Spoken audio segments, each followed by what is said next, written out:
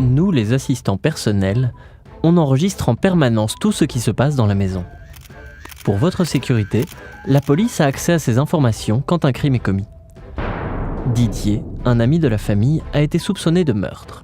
Son assistant le plaçait sur le lieu d'un crime. Mais plus tard, la police a découvert que quelqu'un avait piraté son assistant. C'est vrai qu'il y a de plus en plus de pirates informatiques. Les objets bon marché ont tendance à provoquer des failles de sécurité. Mais ne vous inquiétez pas, les assistants veillent sur votre sécurité et vous protègent de plein d'autres dangers. Alors non, franchement, vous sous-estimez le niveau de sophistication qui est mis dans tous ces appareils. En fait, on va toujours d'une manière vers plus de sécurité, plus d'encryption, plus de solidité, et pas l'inverse. Donc il faut partir du monde tel qu'il est, et nous on l'améliore. C'est pas l'inverse. Je sais que c'est plus intéressant d'imaginer que le monde devient de pire en pire et qu'on est espionné. En fait, c'est faux. Le hacking, ça reste une pratique d'une élite qui a de très bons mobiles. Et c'est pour cambrioler une banque ou pour sauver le monde, tu vois. Hier, c'était à la portée de n'importe quel imbécile de t'espionner au téléphone, tu vois. Le détective du coin pouvait t'espionner au téléphone, n'importe qui pouvait lire tous les messages que tu envoyais avec ton GSM et lire tout ton courrier dans ta boîte aux lettres. Aujourd'hui, ok, les hackers, ils peuvent toujours y arriver, il y a toujours moyen d'y arriver, rien n'est 100% sécure. Mais je veux dire, le nombre de gens qui peuvent y arriver, en Belgique, il y en a peut-être 2, quoi. Donc oui, il y aura toujours des hackers, mais ça demande un niveau de compétence qui est incroyablement plus élevé qu'avant. Vous voyez, les risques sont faibles. Les fabricants ont sorti tout plein d'objets. Le but du jeu, c'était arriver le premier sur le marché et proposer des nouveaux usages innovants, des nouveaux produits pour gagner des parts de marché très très rapidement.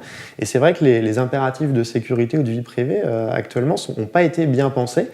Et beaucoup de ces objets-là peuvent être piratés assez facilement. La plupart de ces objets connectés fonctionnent sans fil, donc avec des ondes radio très simplement. Donc certains Wi-Fi, d'autres avec du Bluetooth ou d'autres protocoles radio.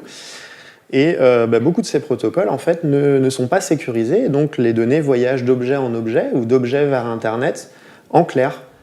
En matière de sécurité des systèmes informatiques, les concepteurs de sécurité informatique ne se posent pas la question de savoir si leur système informatique sera un jour hacké ou présentera un jour une erreur qui présentera des failles et ce genre de questions.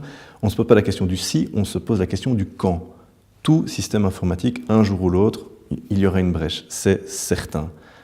Par conséquent, le fait comme ça d'avoir des assistants personnels qui enregistrent et qui probablement conservent ces données sur de longues périodes de temps, ça veut dire qu'un jour, peut-être qu'elles pourront être accédées par des gens à qui ces données n'étaient pas destinées. Donc en fait, en créant un endroit où ces données sont conservées, on crée un risque. Oui, mais si on ne conserve pas ces données, comment pourrait-on attraper les criminels ? Effectivement, c'est une question qui est assez importante à l'heure actuelle, comme on sait qu'on est quasiment filmé partout, que ce soit dans les rues, par les vidéosurveillances ou même enregistré chez nous, à la maison, par ce genre d'appareil.